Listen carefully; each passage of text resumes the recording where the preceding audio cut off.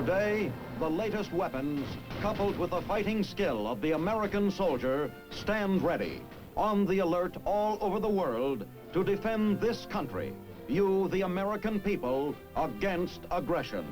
This is The Big Picture, an official television report to the nation from the United States Army.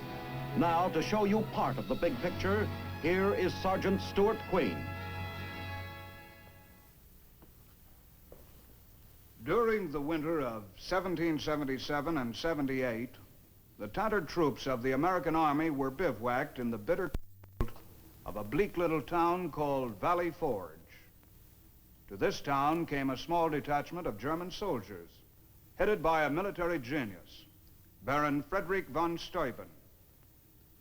Desperately in need of help, General Washington placed von Steuben in charge of training the Continental Army.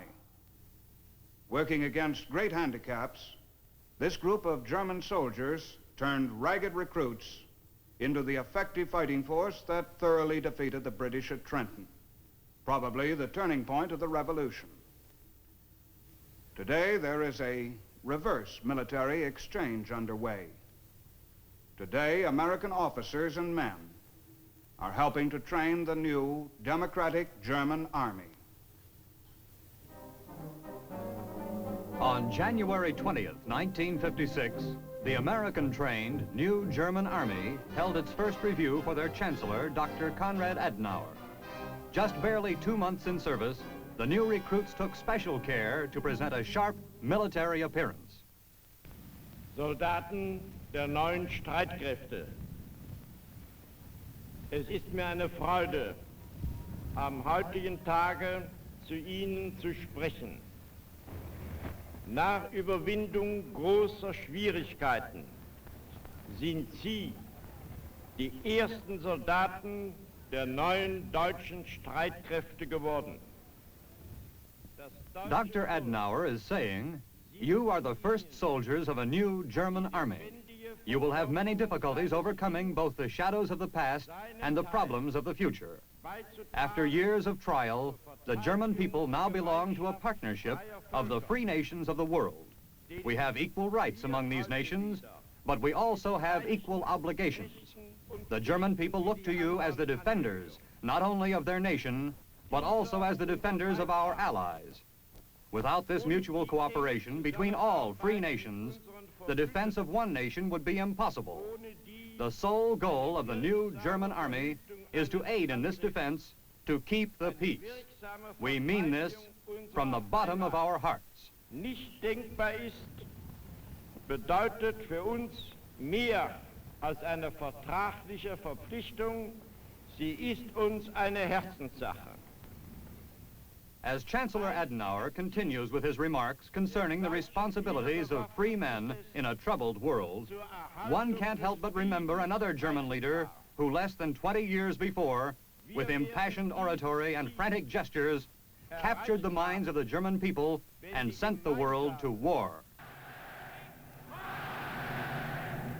Und nun ein Wahnsinniger oder ein bewusster Lügner kann denken, dass ich oder irgendjemand jemals die Absicht hätten, das aufzulösen, was wir selbst in langen Jahren aufgebaut haben. Nein, meine Kameraden. Adolf Hitler promised the German people the world, promised them they were better than anybody else, a master race, supermen. And he convinced enough of them with demonstrations, publications, and the spoken word to take over the government and run the country as a police state. The Gestapo, SS troops, and particularly propaganda became recognized methods of his government. Denn in den Zeiten hinter uns, da habt ihr mir eure Treue tausendfältig bewiesen. Und in der Zeit vor uns kann es nicht anders sein und es wird auch nicht anders sein.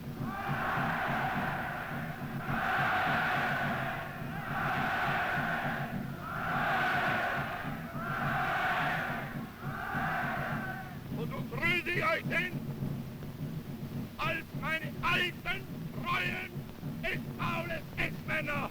Sieg heil!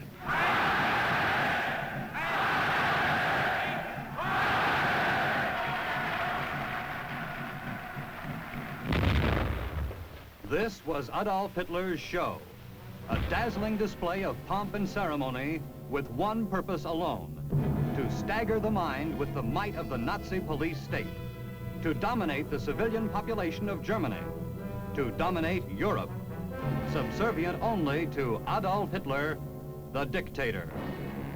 Dazed by Hitler's success in Austria and Czechoslovakia, the Nazi army now truly becomes his pawn, and at his bidding, marches into Poland. September 1st, 1939, the world learns a new word: Blitzkrieg.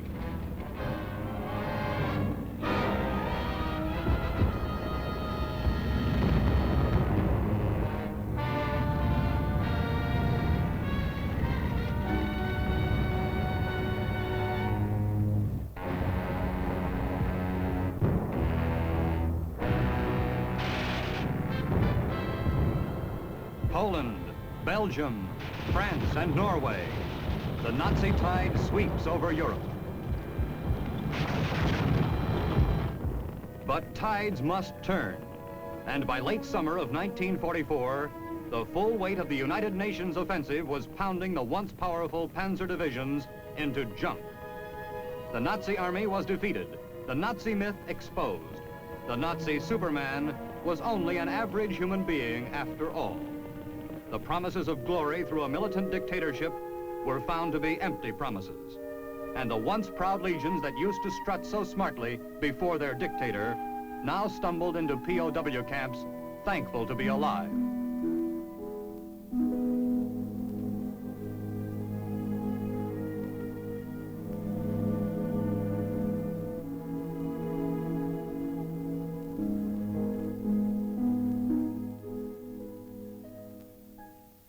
Of all the nations that fought with the Allied nations in World War II, only one turned that victory into an aggressive drive to seize an empire.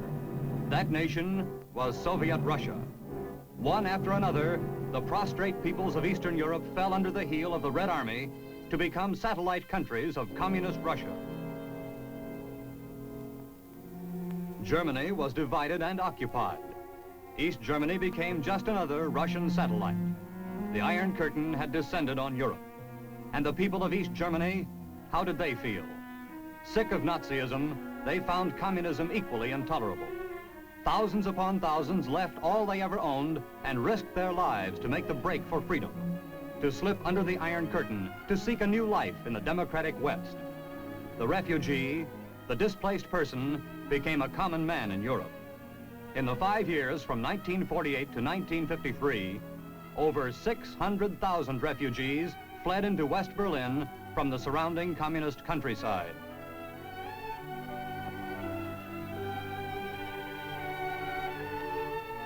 And the reasons for this flight from communism? They were political, social, and economic. The Russian reparations schedule crippled East Germany's prospects of industrial recovery right from the start. Factories were dismantled. Machines and equipment were shipped back to Russia. The East Germans never had a chance.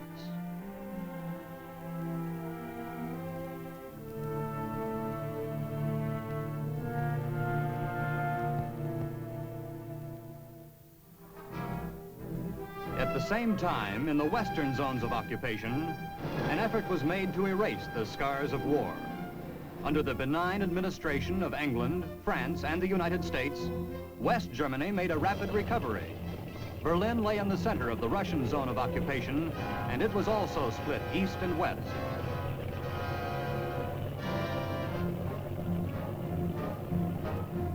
West Berlin prospered, an island of democracy in a communist sea. Her economy based entirely on trade through the Russian zone to West Germany, and from there to the free world. West Berlin became the symbol of democratic success and communist failure. Its prosperity, its very existence became intolerable to the Russian bosses. On April 1st, 1948, the Red Army imposed a blockade on all overland transport between Berlin and the West. Trade, the lifeblood of Berlin, ceased entirely. For West Berliners, the Cold War had begun in earnest.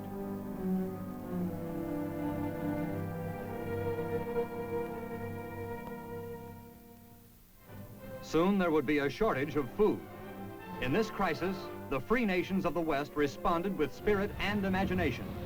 Even though the Red Army might have a stranglehold on all avenues of overland transport, the air was still free.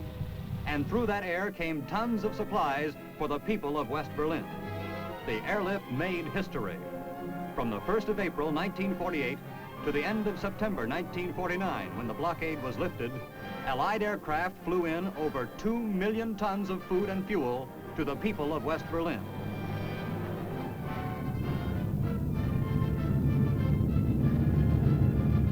The island of democracy had held out. The strong-arm methods of the communists had been defeated, and West Berliners had discovered that their faith in the free nations of the world was well-founded. The airplane and food had broken the blockade.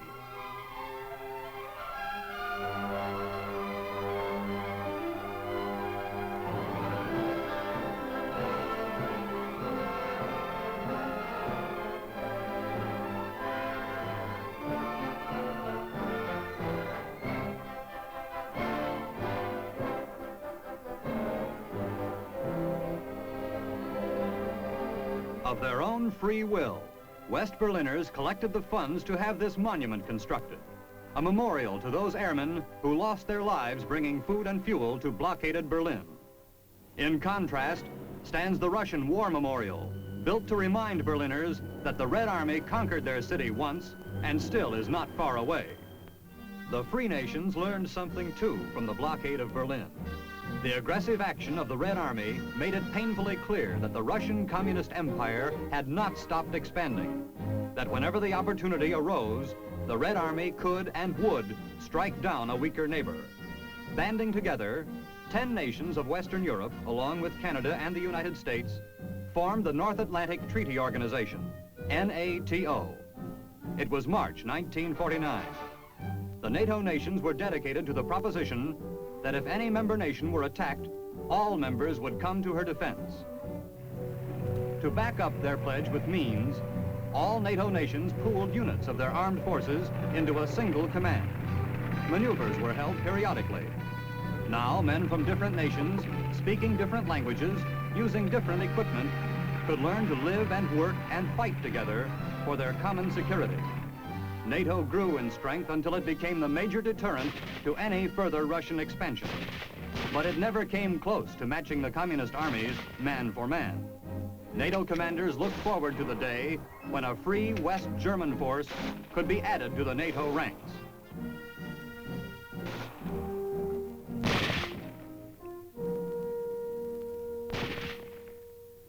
Protected by NATO, free Europe, and particularly West Germany, recovered from the destitution left by war. On September 1st, 1949, the federal government was founded at Bonn. This new government for West Germany was a republic. A parliament with 2 houses, just like our own Congress, was established. Every citizen had the right to vote for the candidate of his own choosing. Dr. Konrad Adenauer became chancellor in September 1949 and has been re-elected since. The Bonn Republic is a member of the European Coal and Steel Community, the Council of Europe, UNESCO, and the International Monetary Fund.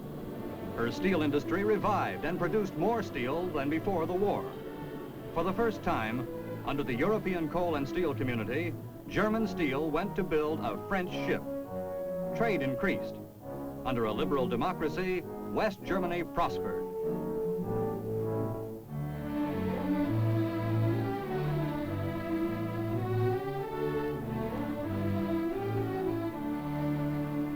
At the same time, certain weaknesses appeared within the communist empire.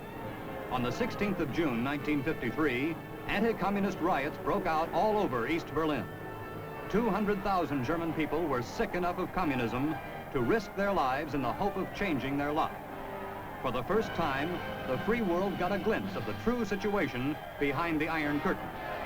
For the first time, the free world got a clear indication that the German people would fight for their freedom, would stand up against the communist system and the communist methods.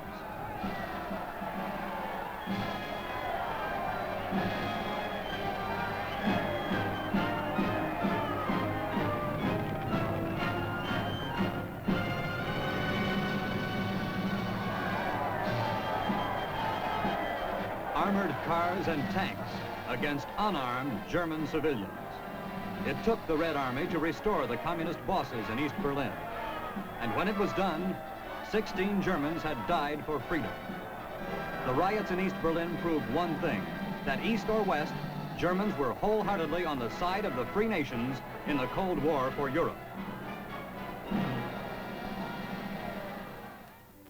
In September 1955, a German artillery officer, Colonel Kurt Fischer, arrived at Fort Sill, Oklahoma. He was the first German officer to attend a military school in the United States since before World War II. As a sovereign member of the free world, West Germany desired to share in its defense. With the blessing of the NATO nations, the Bonn Republic had passed the necessary legislation to create a democratic West German army. Since there had been no German army for over 10 years, and since the new army was to be equipped largely from American sources, Colonel Fischer's mission here was to learn all he could, to make up for lost time, and to return to Germany to teach the artillery units of the new army what he had learned. Colonel Fischer is terribly aware of the responsibility of his mission. In his hand, and in the hands of men like him, rests the future of the new German army. From his American teachers, he is determined to gain all the information that he can. Colonel Fischer is enrolled in a class of foreign officers from free nations all over the world. They are all here at Fort Sill, Oklahoma, with the same purpose, to learn the latest American military techniques and apply what they learn to the armed forces of their own countries, to bolster the forces of freedom throughout the world. Like so many officers in his class, Colonel Fischer is an enthusiastic student. For a military man to have the opportunity to work with the very latest American equipment is a wonderful experience. But Colonel Fischer's experiences are not all military. During a coffee break, he gets to know Americans. And during his spare time, he gets to know America. With his new American friends, he and his wife visit a local carnival, and then a wildlife refuge.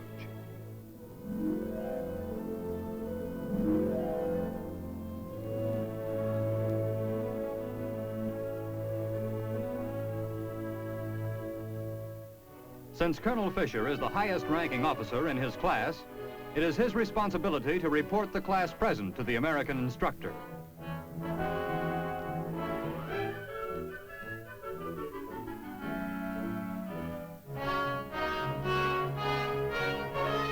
The course given here covers all phases of modern field artillery from mortars to missiles and includes such mathematical problems as the computation of minimum elevation when firing a battery of howitzers. All the classes are given in English, and most of the foreign officers speak it. Colonel Fischer learned it in an American POW camp during World War II.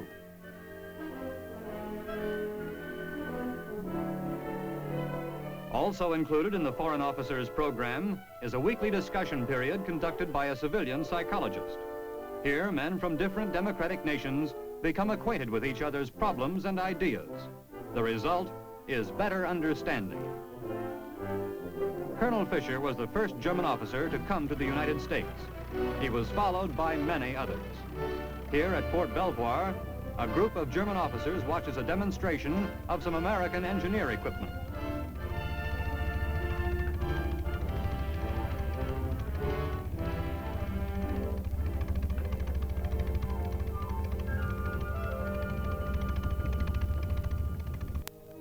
At Aberdeen Proving Ground, another group of German officers inspects the Army's 280mm atomic cannon.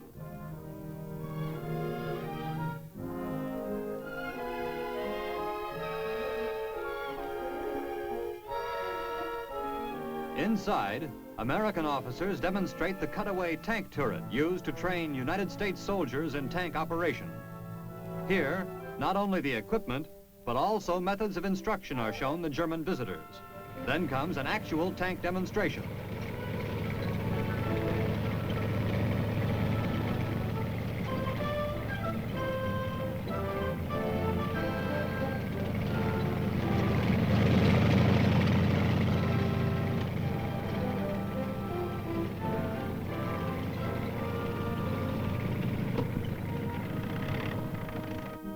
The Skysweeper, automatic anti-aircraft gun, is put through its paces for the interested German officers.